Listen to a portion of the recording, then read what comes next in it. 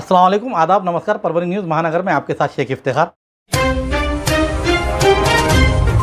परभनी शहर के गुलशनबाग स्थित नागोबा मंदिर विवादित जमीन पर गैर कानूनी तौर पर तार फेंसिंग कर कानून व्यवस्था और पर प्रश्न निर्माण करने वाले इन दोषी अधिकारियों और कर्मचारियों के साथ गैर कानूनी तौर पर जमा हुए उन लोगों पर कार्रवाई करते हुए अवैध तार फेंसिंग हटाने की मांग को लेकर सकल मुस्लिम समाज की ओर से आज तारीख 22 अगस्त 2025 शुक्रवार के रोज परभनी जिला कलेक्टर ऑफिस के सामने अनशन मैदान पर दोपहर 2 बजे से लेकर शाम 5 बजे तक धरना आंदोलन किया गया। ये आंदोलन सभा में तब्दील होते हुए आए हुए मान्यगणों ने अवैध तार फेंसिंग को हटाकर इन दोषी अधिकारियों पर कार्रवाई करने की मांग इस समय की। विभिन्न मांगों का निवेदन जिला कलेक्टर को दिया गया।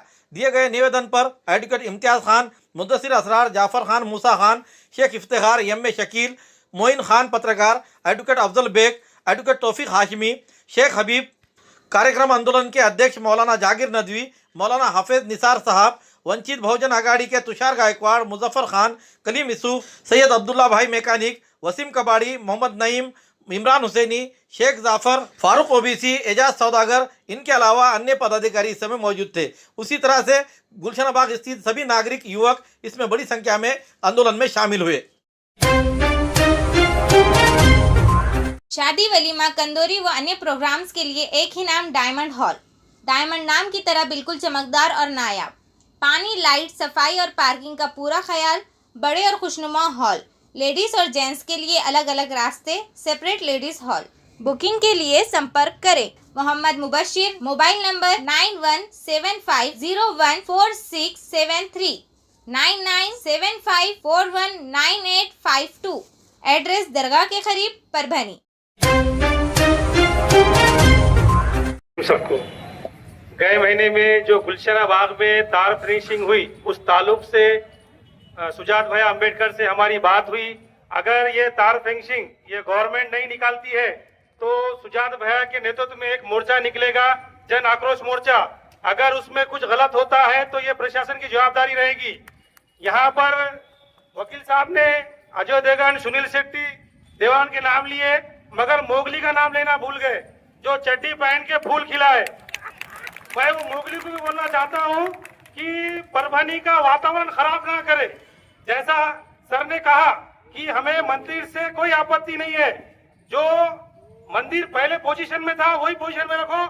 हमको ना किसी के धर्म में हमको इंटरफेयर करने का कोई अधिकार नहीं है, और वो मंदिर के लिए सकल मुस्लिम समाज उसका कभी विरोध नहीं करता।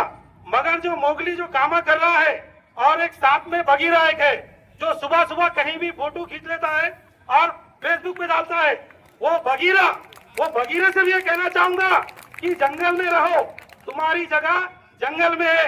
अगर सिटी में आओगे तो वंचित बहुजन आघाड़ी को मालूम है कि आपको किस तरीके से वन विभाग के जरिए जंगल में भेजना है। मैं इतने अल्फाज कह सबको जय हिंद, जय महाराष्ट्र। जैसा कि ये धरने आंदोलन का इनेकाद किया गया है, सबसे पहले मैं बात क्लियर कर दूं कि धरने आंदोलन किसी के क्या बोलेंगे मजहब के खिलाफ, धर्म के खिलाफ बिल्कुल भी नहीं है। हमारा धरने आंदोलन गुलशनबाग में जो ओपन स्पेस है उस पे नाजायज जो कब्जा किया गया है, और वो कब्जा होने की वजह से वहाँ के बच्चों को खेलने में बहुत सारे मसाइल का सामना करना पड़ रहा है। इसके लिए धरने आंदोलन को रखा गया है। अब ये धरने आंदोलन गुलशनबाग वालों के लिए ही नहीं बल्कि पूरे परभनी वालों की जिम्मेदारी इसलिए बना क्योंकि ये जमीन पे जो कब्जे का मामला है, इसको उन्होंने क्या किया, ऐसा बताया कि यहाँ पे मंदिर बांधने से रोक रहे हैं। हमारा मंदिर को विरोध नहीं है, जो स्थिति में मंदिर वहाँ पे है वो स्थिति में अगर मंदिर रहा तो हमको उससे कोई भी डिफिकल्टी नहीं है। हमारा बोलना सिर्फ इतना ही है कि वो ओपन स्पेस है, खेलने का ग्राउंड है बच्चों के, उसे जल्द से जल्द वहाँ की फेंसिंग को हटाया जाए। मैं इतनी बात कहकर अपनी बात खत्म करता हूँ। मसला है वैसे शहर में चर्चा चालू है कि गुलशनबाग का है। कल जुम्मा मस्जिद का होगा, परसों किरण कारवर पे होगा, कल सही मस्जिद के पास होगा। तो ये ऐसा नहीं चलेगा मेरे भाई। सबको मुत्तहिद होकर यहाँ जितने स्तर रहेंगे उतना ही होगा। हमारे इम्तियाज साहब ने एक बॉलीवुड के 2 नाम भूल गए जिन्हें हमने शहर में भाग भाग के होते, एक शक्ति कपूर और दूसरा हमारा गुलशन गौर, आज वो कहीं तुम्हारे साथ। हाँ, और उन्होंने आज तुमको, जैसा हमारे यूसुफ कलीम साहब गलत फहमी में है मेरे भाई, कि मोगली के बारे में बात कही कि मुसलमान आमदार बिल्कुल बन सकता। मोगली जिंदगी में इंशाअल्लाह कभी आमदार तो क्या नगर सेवक भी नहीं बन सकता। वो मोगली जिन्हें कब्जा करा, मेरी पुलिस प्रशासन से इतनी दरखास्त है और जिला प्रशासन से, जिन्हें कब्जा करा उस पर कार्रवाई होना, और जिन्हें उसको साथ दिया वो तबादला नहीं, उसको सस्पेंड होना। बस इतना बोल समझ। एक बात याद रखें कि जमहूरियत में, डेमोक्रेसी में आपको अपना हक लेने के लिए बाशऊर होना जरूरी है और सामने रोड पे आना, आंदोलन करना भी जरूरी है। सिर्फ अदालती कार्रवाई ये काफी नहीं है। जब तक आप अपना हक लेने के लिए बाशऊर नहीं होंगे, आगे नहीं आएंगे, एहतजाज नहीं करेंगे तो काम नहीं बनेगा। इस वक्त मुल्क के हालात ऐसे हैं कि हर जगह हमको अपने हक के लिए आना चाहिए। और उसमें एक आखिरी बात कि जब भी हम एहतजाज करें तो हमारा एहतजाज, हमारा प्रोटेस्ट पुरअमन रहे, इसकी कोशिश करें। अगर हम ये दो काम करते रहेंगे इंशाअल्लाह तो अपने सारे हक को हासिल कर सकते हैं इंशाअल्लाह, और सारे हुकूक इंशाअल्लाह मिल सकते हैं। मगर ताकत के साथ हमको अपना हक मांगना पड़ेगा। इम्तियाज खान साहब और उनके रफ़का बड़ी मेहनत से काम कर रहे हैं, हम उनके साथ हैं इंशाअल्लाह। और हम यकीन दिलाते हैं कि हम ही नहीं इंशाअल्लाह, आज आपने गुलशन बाग के लोगों को बुलाया, आइंदा इंशाअल्लाह आपके साथ पूरा शहर पर बनी रहेगा, आपके एहतजाज में, आपके पुष्प पर, पुरअमन तरीके पर। पुरानी बीमारियों की शर्तिया इलाज, घुटने के दर्द, शुगर, बवासीर, गुर्दे की पथरी, सफेद दाग, हार्ट अटैक, अस्थमा, एलर्जी, दाग कोड़ की बीमारी, गांठियों से पीड़ित, अन्य बीमारियों से परेशान होते तुरंत संपर्क करें। डॉक्टर गोविंद कामटे, आयुर्वेदिक विद्या विशारद, बालाजी आयुर्वेदिक प्राकृतिक चिकित्सा केंद्र। एड्रेस तलाटी कार्यालय के पीछे, बसमत रोड, परभणी। समय सुबह 9 बजे से दोपहर 2 बजे तक, शाम 5 बजे से रात 9 बजे तक। Mobile number 9921691008। परभणी जिल्ह्याचं वातावरण कडून करण्यासाठी काही प्रस्थापित लोक आज रस्त्यावर आलेले आहेत। आज हे परभणी जिल्हा अशांततेत राहावा यासाठी अनेक नेते मंडळी या ठिकाणी काम करत आहेत। मला या विचारमंचावर त्या सर्व नेते मंडळीला या ठिकाणी आवाहन करायचं आहे, जर तुम्हाला वाटत असेल की या ठिकाणचा मुस्लिम समाजाच्या पाठीशी कोणी नाही, तुम्हाला वाटत असेल की आजपर्यंत आम्ही मुस्लिम समाजावरती अन्याय केला, परंतु या ठिकाणच्या मुस्लिम समाजाने तो अन्याय सहन केला, परंतु याद राखा या परभणी जिल्ह्यातल्याच नव्हे या देशातल्या संपूर्ण मुस्लिम समाजाच्या पाठीशी वंचित बहुजन आघाडीचे नेते आदरणीय बाळासाहेब आंबेडकर हे खंबीरपणे उभे आहेत, एवढं लक्षात घ्या। आज मला खंत वाटते की ज्या मुस्लिम समाजाने या ठिकाणच्या बंडू जाधवला निवडून दिलं, ज्या मुस्लिम समाजाने या ठिकाणच्या राहुल पाटलांना या ठिकाणी निवडून दिलं, परंतु आज मुस्लिम समाजाच्या न्याय हक्कासाठी आज हे विचारपीठ उभं केलं, परंतु मला या विचारपीठावर ते व्यक्ती मला दिसायला मिळालेले नाही। ही गोष्ट या ठिकाणच्या मुस्लिम समाजाने लक्षात घेतली पाहिजे। आपल्या मताचा, केवळ मताचा त्यांच्या कामापुरता वापर करून घेऊन केवळ सत्तेचा उपभोग घेण्यासाठी या ठिकाणच्या प्रस्थापित लोकांना फक्त मुस्लिम समाजाचं मतदान लागतं, परंतु ज्या ज्या वेळेस मुस्लिम समाजावरती अन्याय अत्याचार होतात त्यावेळेस कुठलाच पक्ष रस्त्यावर उतरायला तयार नाही, कारण त्यांना वाटते आमच्या हिंदू समाजातली बांधव आम्हाला मतदान करतील का। मित्रांनो, मुस्लिम समाजाने देखील ठरवलं पाहिजे, जो आपल्या न्यायासाठी, जो आपल्या हक्कासाठी या ठिकाणी रस्त्यावर उतरेल त्या नेत्याच्या पाठीशी आपण मुस्लिम समाजानं एक मोठी वचनमूट करून त्या नेत्याच्या पाठीशी उभं राहण्याचं काम आपण या ठिकाणी केलं पाहिजे। त्याचबरोबर परभणीमधलं प्रकरण जे नागोबाचं आहे, आता या ठिकाणी बीजेपीचा एक मोठा नेता काल परवा शिंदे गटामध्ये गेले। आज त्यांना वाटत असेल की आपण या ठिकाणी मुस्लिम समाजावरती अन्याय केला तर यांच्या पाठीशी कोणी उभं राहणार नाही। आज या विचारपीठावर मी आहे, समझने वालों को इशारा काफी है। मला या ठिकाणच्या जिल्ह्याच्या पोलीस अधीक्षकांना प्रश्न करायचा आहे, ज्या ठिकाणी नागोबाचं मंदिर होतं, आमचं कुठल्या देवस्थानाला विरोध नाही, नागोबाचं मंदिर जेवढं त्यांचं आहे तेवढंच आमचं आहे. कारण इतिहासाचे पानसाळा ज्यांना वाचता येत नाही युट्यूबवर सर्च करा. आम्ही नागवंशीय म्हणून डॉक्टर बाबासाहेब आंबेडकरांनी नागपूरच्या दीक्षाभूमीवरती आम्हाला धर्मांतराची घोषणा केली आणि त्या ठिकाणी धर्मांतर केलं.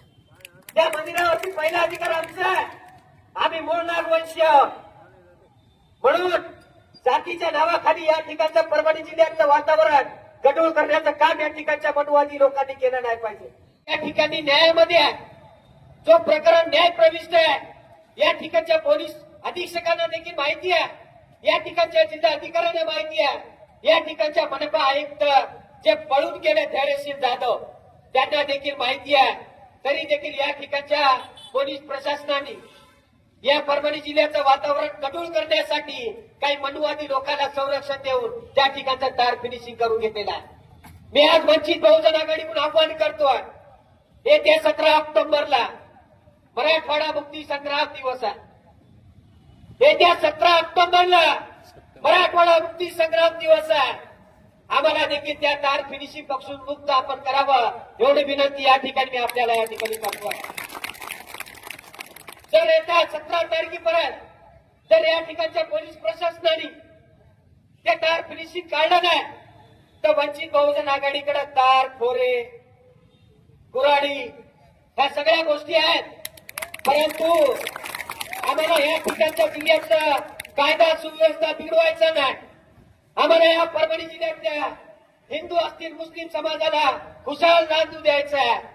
म्हणून मी या ठिकाणी आवाहन करतोय ज्या धर्तीवरती पोलीस प्रशासनाने या ठिकाणच्या प्रस्थापित लोकांना संरक्षण देऊन तार फिनिशिंग करण्याचं काम केलं त्या धर्तीवरती आम्हाला देखील आपण या ठिकाणी संरक्षण दिलं पाहिजे.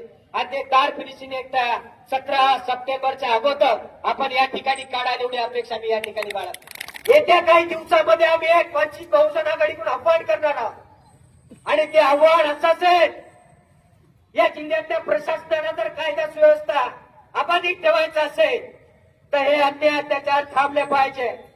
जर हे अन्याय अत्याचार थांबले नाही ते येत्या काही काळामध्ये वंचित बहुजन आघाडीकडून या जिल्हाधिकारी कार्यालयाला टाळा ठोकल्याशिवाय आम्ही शांत राहणार एवढं लक्षात घ्या. मला त्या पोलीस मित्रांना विनंती करायची आहे की माझा मेसेज तुमच्या साहेबांना द्या की ज्या जागेचा वाद न्याय प्रविष्ट आहे त्या जागेवरती बेकायदेशीर प्रोटेक्शन देण्याचं काम या ठिकाणच्या पोलीस प्रशासनाने कसं केलं आणि त्या ठिकाणी प्रोटेक्शन देण्याचं काम केलं असेल तर तुम्हाला कुणाचं लेटर आलं होतं आणि कुणाच्या सांगण्यावरून तुम्ही त्या ठिकाणचं प्रोटेक्शन दिलं ते पत्र तुम्ही या ठिकाणी जाहीर केलं पाहिजे. या ठिकाणच्या जिल्हाधिकारी साहेबांना या ठिकाणी विनंती करतोय. बिचारा चव्हाण साहेब नवीन आलेले आहेत त्यांना आपलं प्रकरण माहिती नाही. परंतु या आंदोलनाच्या माध्यमातून त्यांना देखील मला एक विनंती करायची आहे.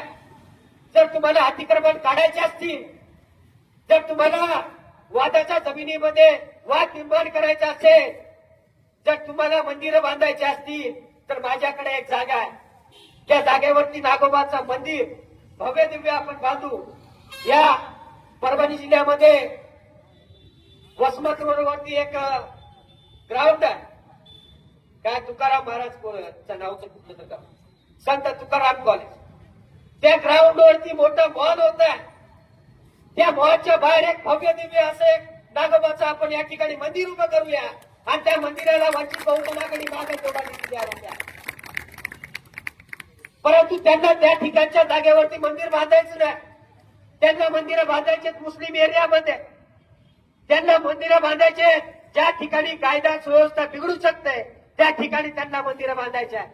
अरे मी मुस्लिम समाजासोबत चर्चा करताना मुस्लिम समाजाने मला सांगितलं भाऊ मंदिर आहे आम्हाला हरकत नाही कारण आमच्या पूर्वजांनी त्यांना ती जागा मंदिरासाठी दिली होती. परंतु त्याने जे बेकायदेशीररित्या त्या ठिकाणी टार फिनिशिंग केलं आमचा विरोध त्या टार फिनिशिंगला एवढं लक्षात घ्या. म्हणून जिल्हा प्रशासनाचे कान भडकवण्याचं काम या ठिकाणचे मनुवादी लोक करत आहेत. म्हणून या ठिकाणच्या पोलीस अधीक्षक साहेबांना या ठिकाणच्या पोलीस डिपार्टमेंटच्या सर्व कर्मचाऱ्यांना मला एक सांगायचं की मुस्लिम समाज त्या मंदिराच्या विरोधात नाही आहे. आज अफवा फैलल्या जाती की मुस्लिम समाज ते मंदिर होऊ देत नाही. अरे बाबांनो, मुस्लिम समाज त्या मंदिराच्या विरोधात नाहीये.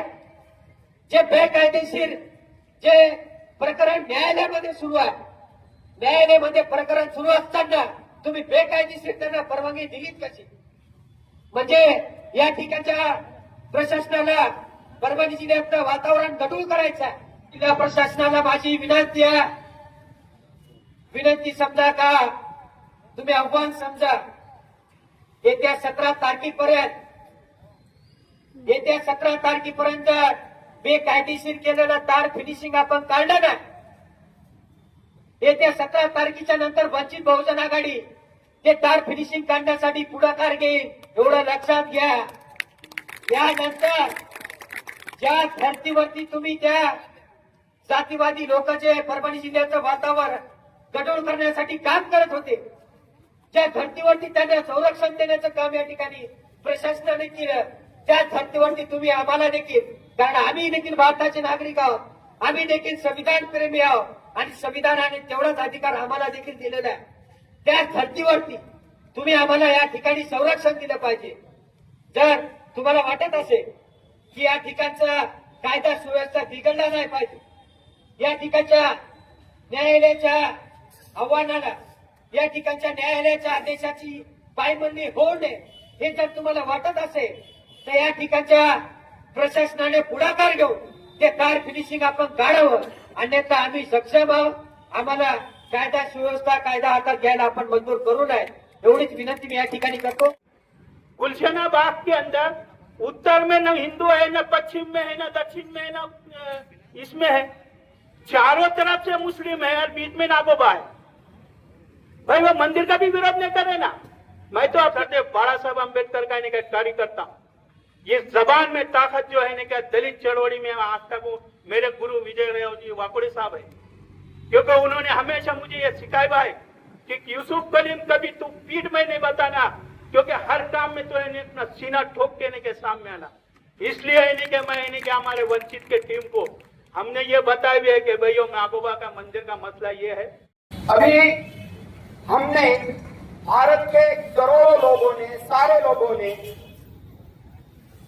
एक संविधान अपनाया और हम सब ने वो संविधान खुद पर लागू कर रखा है.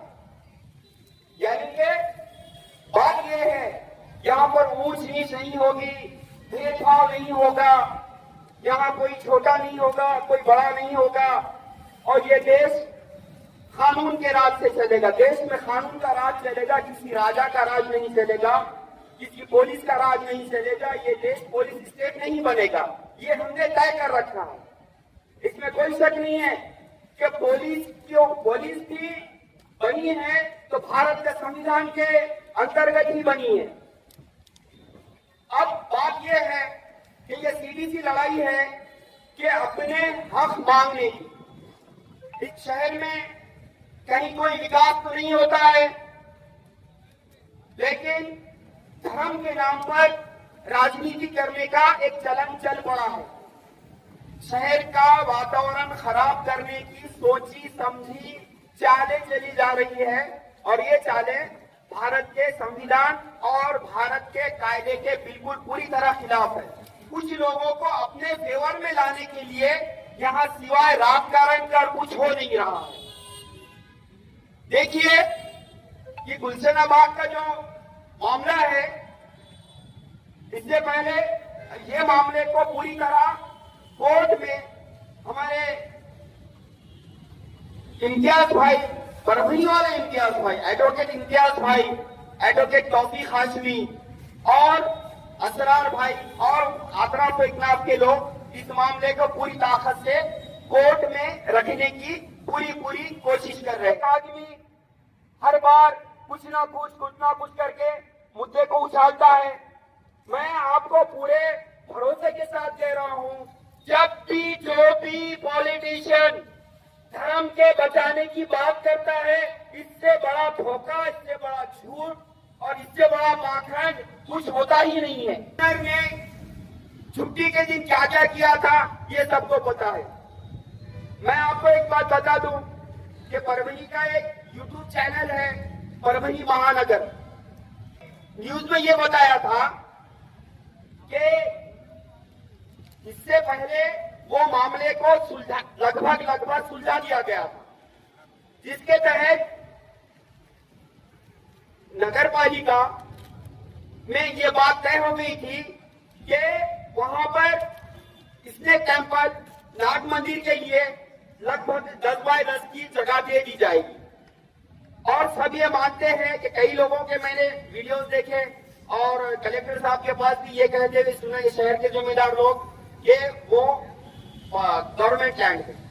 मैंने जो न्यूज सुनी मैं वो बात बता रहा हूँ। सवाल ये पैदा होता है कि जब ये मामला बहुत पहले लगभग हल कर लिया गया था, फिर उसके बाद उस मुद्दे को बार बार उछाला क्यों जा रहा है?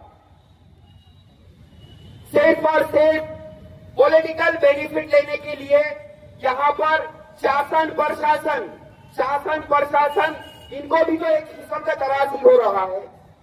बार बार क्या है ये? लीगल लड़ाई सिर्फ एडवोकेट कोर्ट में नहीं लड़ते हैं, लीगल लड़ाई का अटूट हिस्सा होता है पुलिस प्रशासन, कलेक्ट्रेट।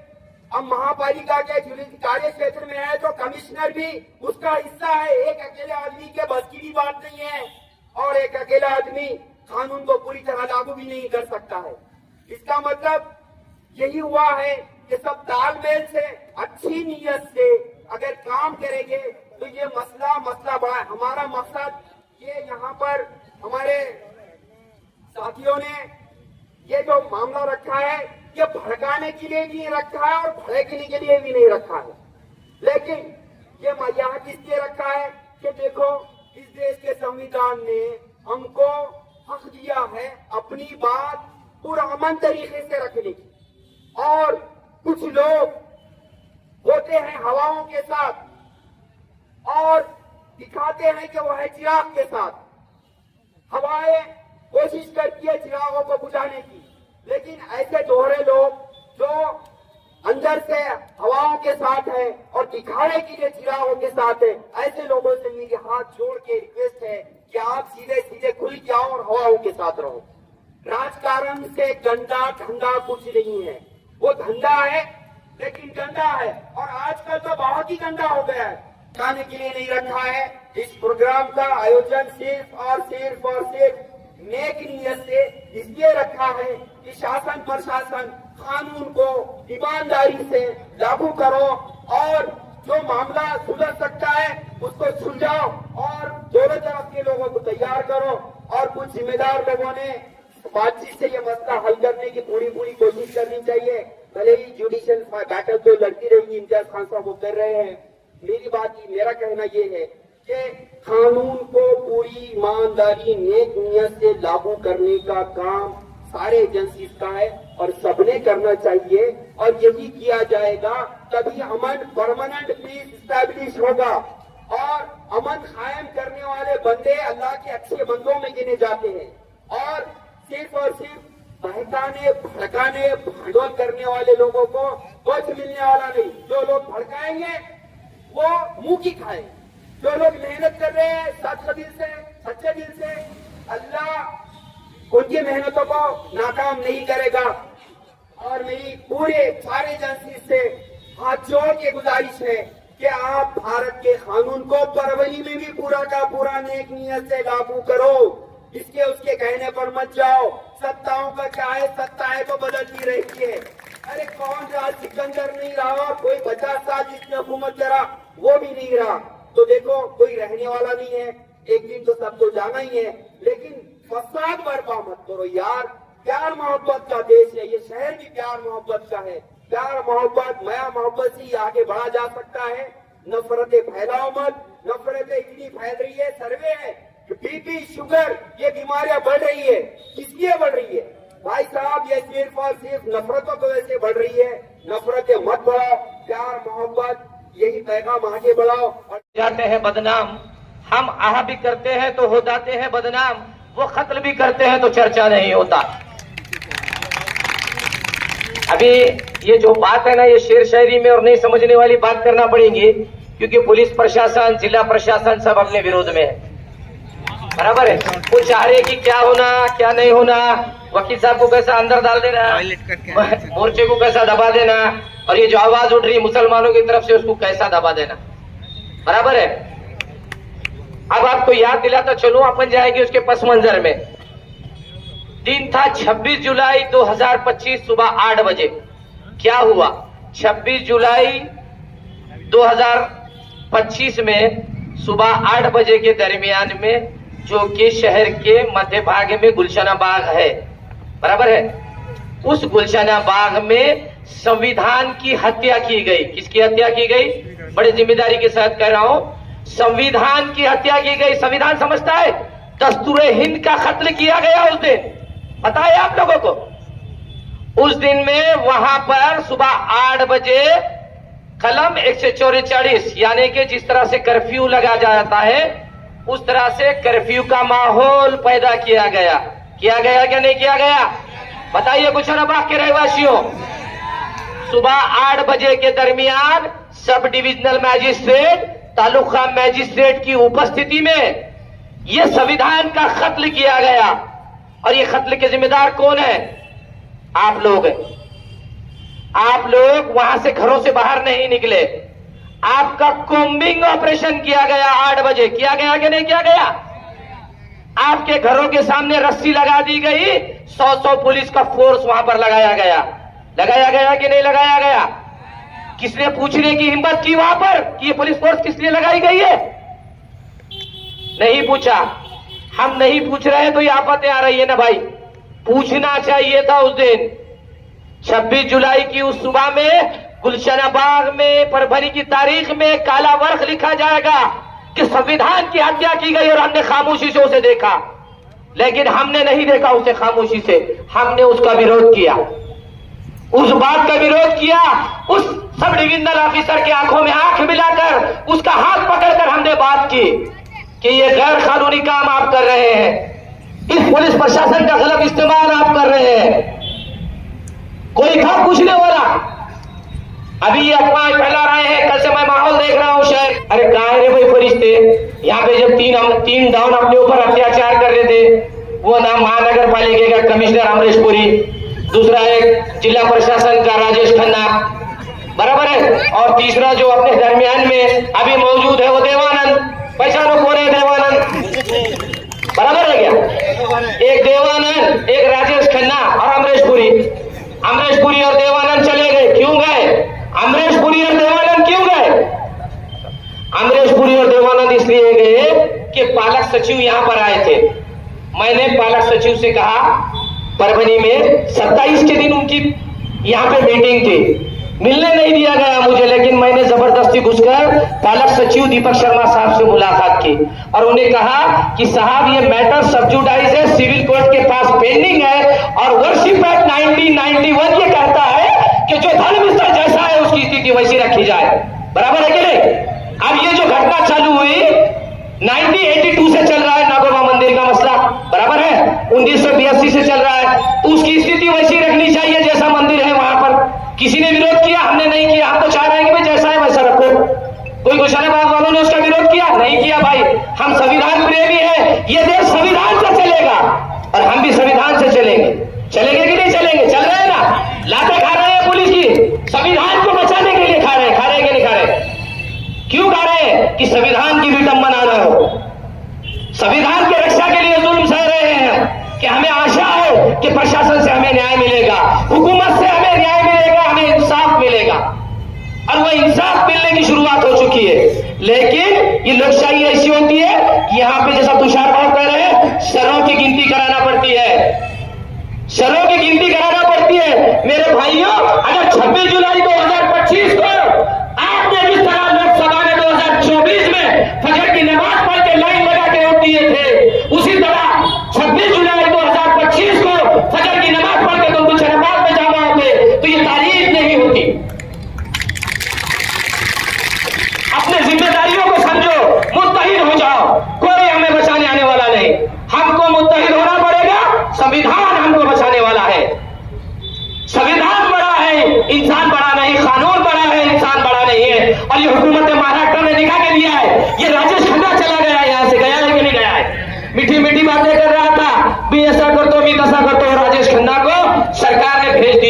देता।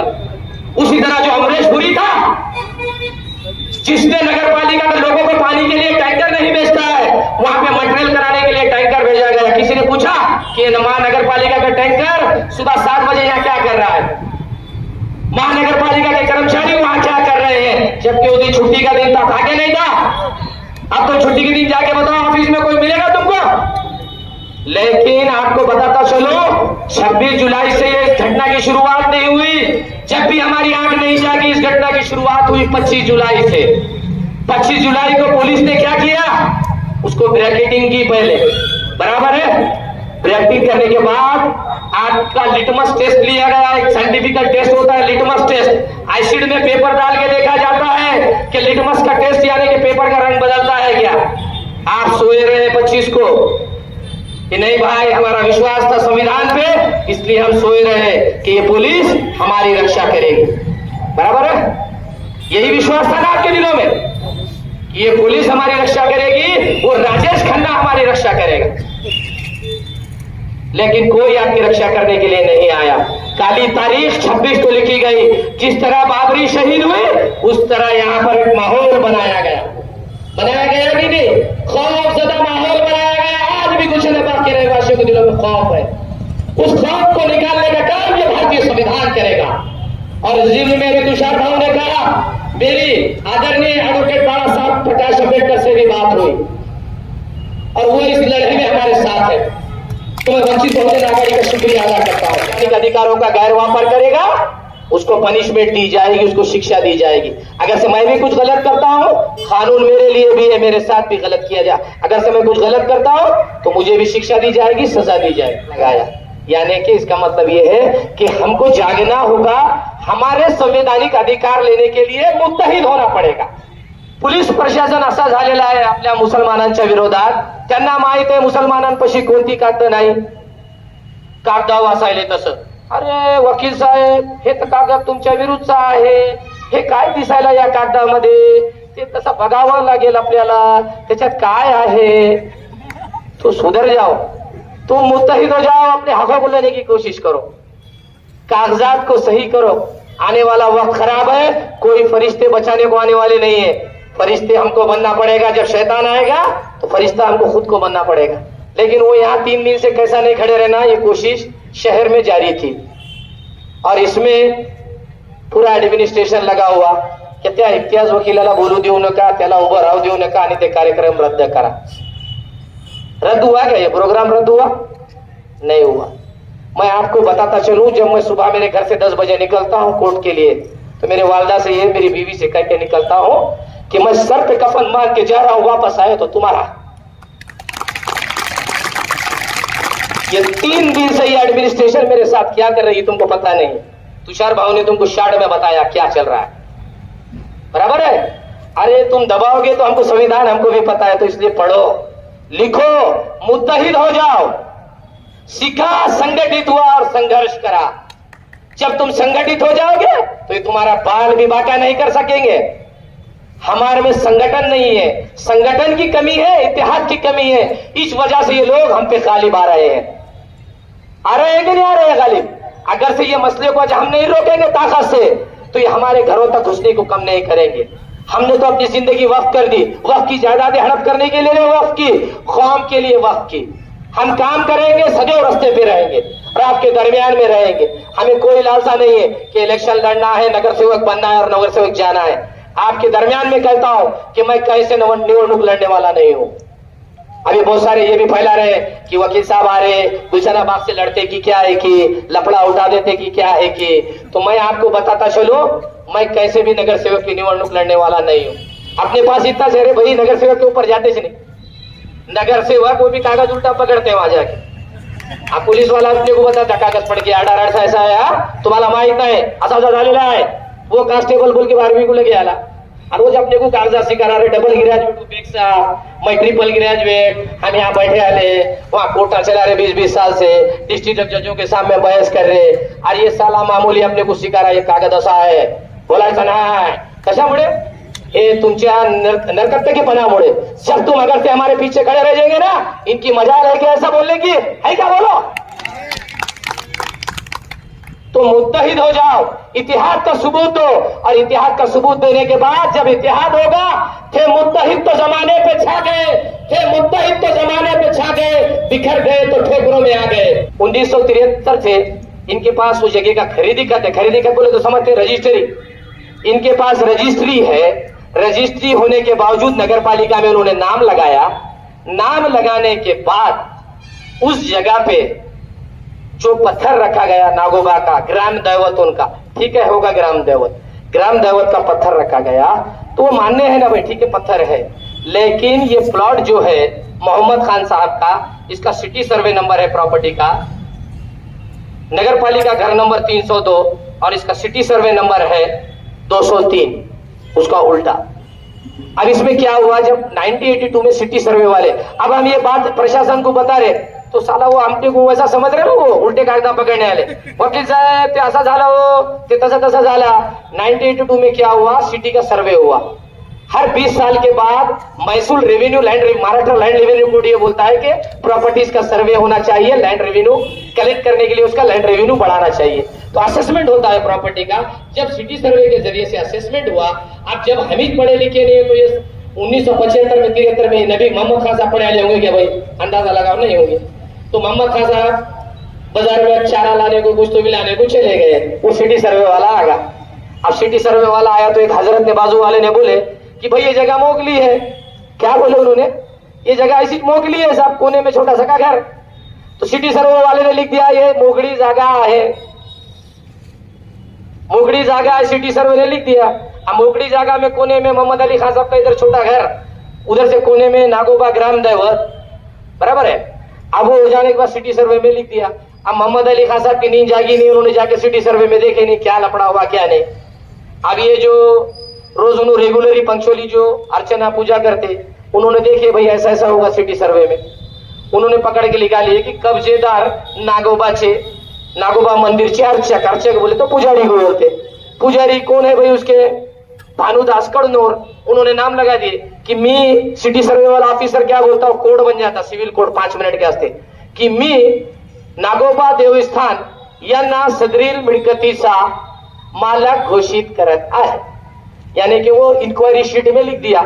इंक्वायरी शीट में लिखने के बाद हम सोने की वजह से हमने जिन फरिश्तों को देवगन, अजय देवगन को, सुनील शेट्टी को भेजा, उनका काम है ना वो देखने का क्या है। सुनील शेट्टी तो पूरे वार्ड में घूमते, उनको घरा मालूम रहते, गलिया मालूम रहते कि नहीं, गलिया मालूम रहते कि नहीं सुनील शेट्टी को, अजय देवगन को। तो ये भी देखने का कि प्रॉपर्टी क्या खाली है। हाँ, खाली प्रॉपर्टी नहीं तो उसके कागजा बना के कैसा बेचने का वो मालूम है। अब उसमें कब्जा आ गया, वो जाके देखे नहीं देखे तो उसमें प्रॉब्लम क्या हो गया, उन्होंने देवस्थान का नाम लगा लिया, वो पीआर कार्ड चैरिटी कमिश्नर में दे दिया। चैरिटी कमिश्नर ने इंक्वायरी नहीं की, चैरिटी कमिश्नर में एड्रेस बताए वांगी रोड परवनी। किस्सा पूरा सुन लो कि किस तरह से कागजों में गड़बड़ की जाती है और अपने को डराया जाता है, खौफ दिखाया जाता है। कागजों में लिख दिए नागोबा देवस्थान वांगी रोड परवनी। दरमाजा आयुक्त कार्यालय में बता दिए साहब ये हमारा पीआर कार्ड, ये हमारी प्रॉपर्टी। दरमाजा आयुक्त कार्यालय में वो मिलकत लग गई नागोबा देवस्थान के नाम। कोई ने ऑब्जेक्शन लिया, कैसा लिया भाई, अपने गुलशनाबाग में हो रहा क्या ये नहीं मालूम तो वांगी रोड का कौन देखेगा, है कि नहीं। तो ये ऐसा हुआ, कोई ने देखा नहीं, वहां पे चैरिटी कमिश्नर में प्रॉपर्टी लग गई। अब प्रॉपर्टी लगने के बाद रास्ता बंद हो जाएगा। पूरी शीट 220 स्क्वायर फीट का वो प्लॉट है, 220 स्क्वायर मीटर का प्लॉट है, बराबर है। अब उसके आजू बाजू में सामने से घर है, लेफ्ट साइड में घर है। तो हमने क्या करे, जो आजू बाजू के शेजारी है भाई तुम्हारा रास्ता बंद हो जाएगा, तुम्हारे ईजमेंट्री राइट है कि तुमको रास्ता देना चाहिए। तो उनका रास्ते का एक केस हमने कोर्ट में बना के कोर्ट में डालने के बाद अभी वो दावा चल रहा है जिसका RCS नंबर है 99/2023। ये दावा चल रहा है शेख हबीब साहब के नाम से हमने दाखिल किया, अभी 13/9 उसमें तारीख की। ये दावा न्याय प्रविष्ट है, बराबर। ऐसा हो सकता है क्या भाई कि तुम्हारे पास पीआर कार्ड है जो कि चैलेंजेबल है, जिसपे हमने 420 दाखिल की कि भाई आपने खोटा कार्ड बनाया है, तो आप जो है सो पुलिस महकमे को, नगर पालिका को, जिला प्रशासन को लेके मुनज्जम तरीके से 27 तारीख को आके संविधान की हत्या करते और वहां फेंसिंग लगा के जाते। तो ये सही है या गलत है? दावा तो पेंडिंग है, ठीक है, ये दावा पेंडिंग नहीं भी रहता है, ऐसा समझो कि हमने कुछ कार्रवाई ही नहीं की, तो वर्शिप एक्ट 1991 क्या बोलता है? जब बाबरी मस्जिद का सानहा नहीं हुआ था उससे पहले एक कायदा सेंट्रल गवर्नमेंट ने अस्तित्व में लाया, उसका नाम है वर्शिप एक्ट 1991। 1900 का कायदा 1991 का कायदा क्या बोलता है कि जो धार्मिक स्थल जैसे हैं उनकी स्थिति को वैसा बरकरार रखा जाए। बरकरार है कि नहीं भाई? नागोबा देवस्थान की जो अस्तित्व है जैसा का वैसा है कि नहीं? प्लॉट का अस्तित्व जैसा क्या है वैसा है कि नहीं? लेकिन आज प्रशासन ने आपकी छुट्टी की वजह से उसको चेंज किया कि नहीं? क्या चेंज कर दिया ना? चेंज इसलिए चेंज किया कि हम खामोश थे, हमारे में इतिहाद नहीं था। तो मेरा यही गुजारिश है, ये प्रकरण की एकदम पार्श्वभूमि है। अभी हाईकोर्ट से अपील इंशाल्लाह हम कोशिश करेंगे कि वो दावा यहाँ चलाने की परमिशन दी जाए, तो नजर मोहम्मद खान साहब को प्रॉपर्टी मिलेंगी। और बाजू के अतराफ में जो शेजारी है शकील भाई, हबीब भाई, इनको अभी आप देखेंगे फेंसिंग करने के बाद 5 फीट की गली छोड़े खाली उन्होंने, मैयत भी नहीं निकलती उसमें से, निकलती है। आप लोगों ने हाजिर होकर दिखा दिया कि हमारा विश्वास संविधान पे है। हम बन के और यहाँ पर जो अभी हमारे पास अपडेट हो गए और आए हुए आप सभी नौजवानों को मेरा अस्सलाम वालेकुम। हमारा काम है दिखना और आपके सामने करना, लेकिन माइक के सामने पहली बार हम माइक दूसरों को लगाते हैं। आज माइक हमको खड़े करने का जफर भाई ने आवाज़ दिए, मैं उनका शुक्रिया अदा करता हूँ। लेकिन एक बात है कि मेरी ये जिम्मेदारी है कि मैं भी गुलशन आबाद का रहने वाला हूँ और आज मेरी वहाँ पर उम्र 50 साल हो चुकी है। अगर से वो मैं पुजारी को बोलना चाहता हूँ कि तेरा दादा जब आता था तो तू पैदा हुआ भी नहीं होगा, तो बेटे तेरा दादा आता था वहाँ, तो अगर हमको हटाना ही रहता था तो 72 कब का हट जाता था। लेकिन ये मुसलमानों का ज़र्फ है कि इन्होंने हर सबके भावनाओं को समझ सकते, और तू जो मामूली बात को लेकर जो इतनी बड़ी हमला बना रहा है और माहौल खराब कर रहा है, ये हिंदुस्तान का पूरा माहौल खराब हो, ऐसा बात कर रहा है तू परवनी से। और जो आनंद भरोसे साहब है, ये जो कहते हैं कि भाई खाली, तो मैं ये बात बताऊंगा आनंद भरोसे साहब को ये स्टेज के मंच से कि भाई आप जिस वक्त कमल के फूल से खड़े थे तो आपको 48 को मुसलमानों ने दिए हुए, ये भूलो मत। तुमने यहाँ की मस्जिद जो है, तो जब मस्जिद जो थी अपने बस्तान के पास थी, उसके वास्ते आपने न्याय हक लड़े बोल के ईमानदारी से मुसलमानों ने आपको 48 वोट डाले।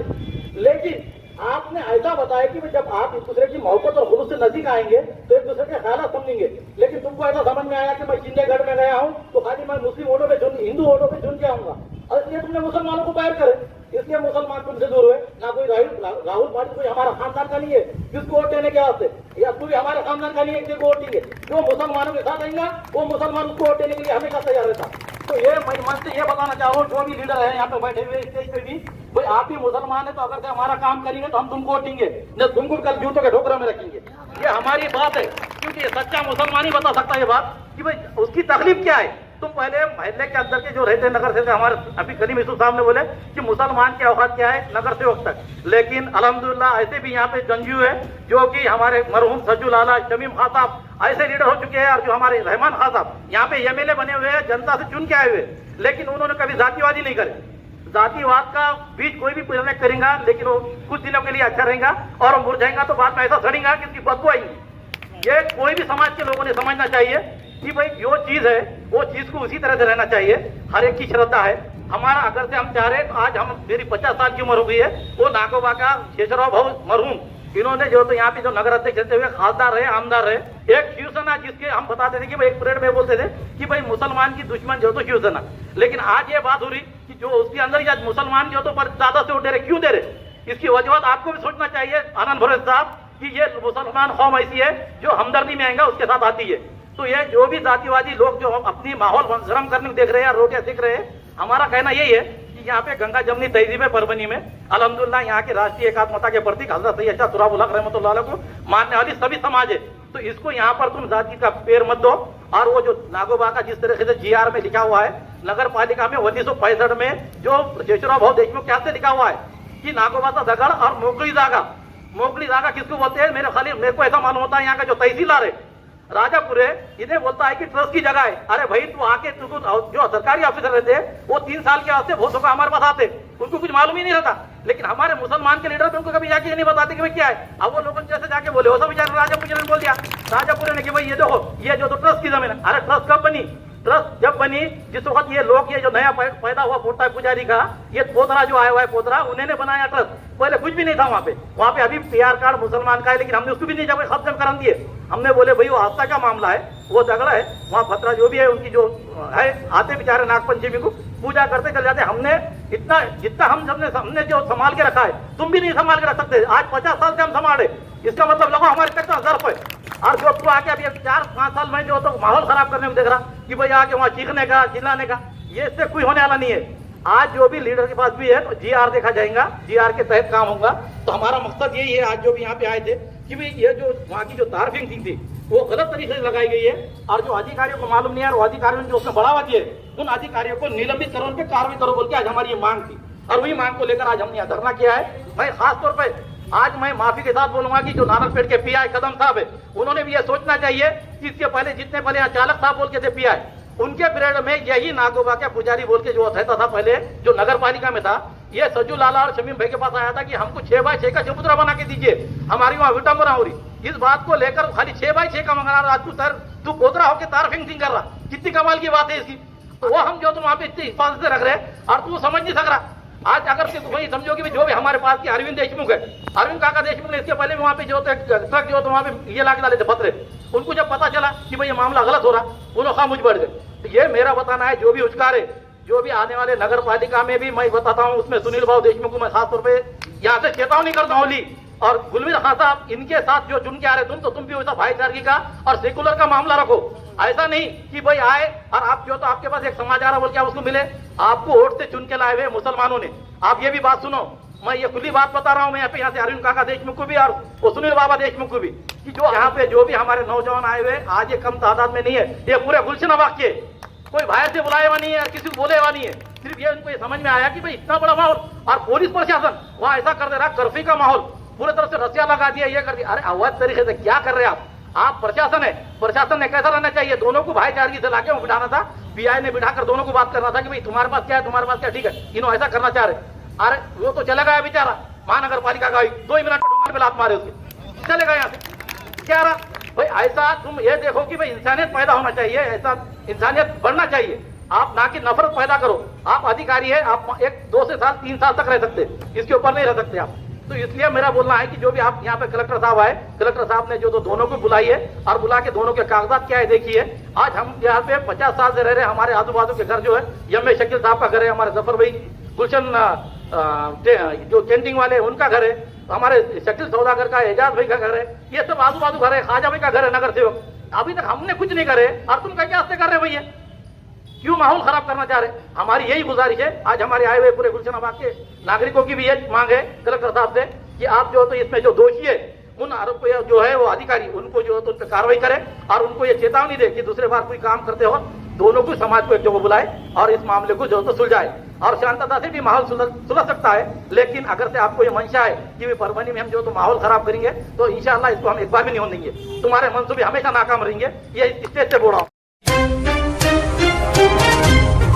खूबसूरती का राज डॉक्टर हाशमी के पास। बालों का झड़ना, चेहरे के दाग व धब्बे, दीगर समस्याओं का इलाज हमारे पास। हमारे अपने बनाए हुए प्रोडक्ट्स 100% नेचुरल, कुदरती तौर पर इलाज बगैर किसी साइड इफेक्ट के साथ, पूरी तरह से कुदरती व खालिश प्रोडक्ट्स आपके सामने बनाए जाएंगे। हमारे खुद के बनाए हुए प्रोडक्ट शिकाकाई, रीठा, आंवला, मेथी, गुड़हल के फूल, भिंगरा, एलोवेरा के जरिए हर्बल ऑयल वो हर्बल शैम्पू बालों का झड़ना व डैंड्रफ को खत्म करने के साथ सर की खुजली को खत्म करे। पतले बालों का इलाज फायदेमंद है, साथ ही बालों को लंबा, घना और खूबसूरत बनाए। चेहरे के दाग धब्बे, कील, मुहासे, रूखी त्वचा वो चेहरे की झुर्रियां खत्म करे, साथ ही चेहरे को खूबसूरत बनाता है। खूबसूरती का राज डॉक्टर हाशमी के पास। हमारे पास ऑयल मशीन है जिससे हम आपकी लाए गए खोपरा, कलौंजी, बादाम व अन्य सामग्री का तेल निकाल कर देंगे आपके सामने। एड्रेस डॉक्टर हाशमी मिनाज, खान साहब बिल्डिंग के पीछे, दरगाह रोड, परभनी। 8421522947, 8669131304। मिलने का समय सुबह 9 बजे से दोपहर 2 बजे तक और शाम 5 बजे से रात 9 बजे तक। आज दिनांक 22 ऑगस्ट 2025 रोजी नूतन जिल्हाधिकारी यांचं अभिनंदन। अन्यायग्रस्त, पीडाग्रस्त जे गुलशनाबादचे नागरिक आहे, समस्त मुस्लिम समुदाय ज्यांच्यावर दिनांक 26/7/2025 रोजी अन्याय अत्याचार करण्यात आला, संविधानाची हत्या करण्यात आली, त्या संदर्भात आम्ही आमची पीडा घेऊन जिल्हाधिकारी साहेबांकडे आलो होतो। त्यांना विनंती केली, सगळी पार्श्वभूमी प्रकरणाची समजून सांगितली आणि त्यांचं स्वागत आम्ही आमच्या निवेदनानं परभणी शहरामध्ये केलेलं आहे।